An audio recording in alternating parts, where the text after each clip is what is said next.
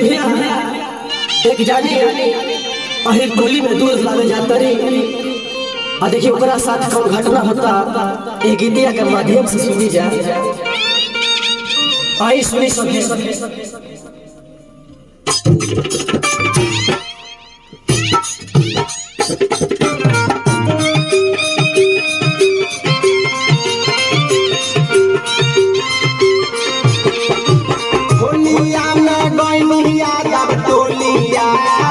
ढोले लगला चोलिया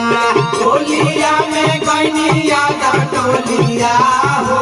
सबे ढोले लगले चोलिया ढोले लगले चोलिया हो ढोले लगले चोलिया ढोले लगले चोलिया हो ढोले लगले चोलिया ढोले लगले चोलिया हो ढोले लगले चोलिया ढोले लगले चोलिया हो ढोले लगले दुनू गालिया दादा निकलल नहीं बोलिया बोलिया में गैनिया ही बोलिया हो सबे टोले लगले चोलिया बोलिया में गैनिया दब टोलिया हो सबे ढोले लगला चोलिया।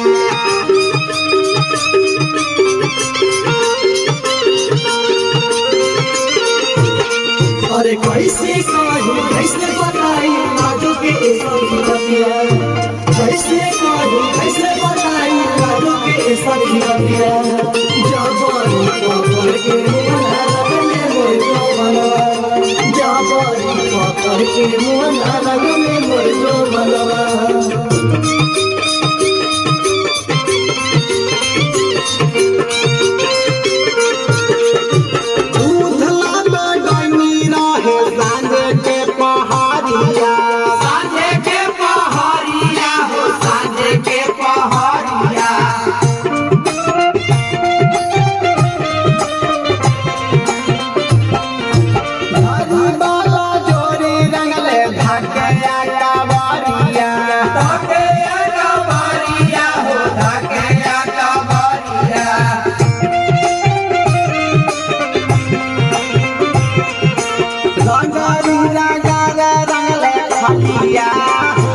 धाके खोले लगले सारिया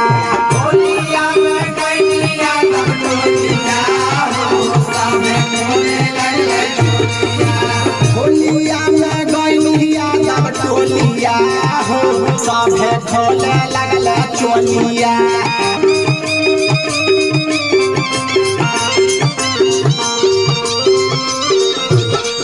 अरे कैसे कहूँ कैसे बताई लाडो के ऐसा खिलतिया कैसे कहूँ कैसे बताई लाडो के ऐसा खिलतिया जाबानी पकड़ के मुन्ना लगने मोर जो बनवा जाबानी पकड़ के मुन्ना लगने मोर जो बनवा।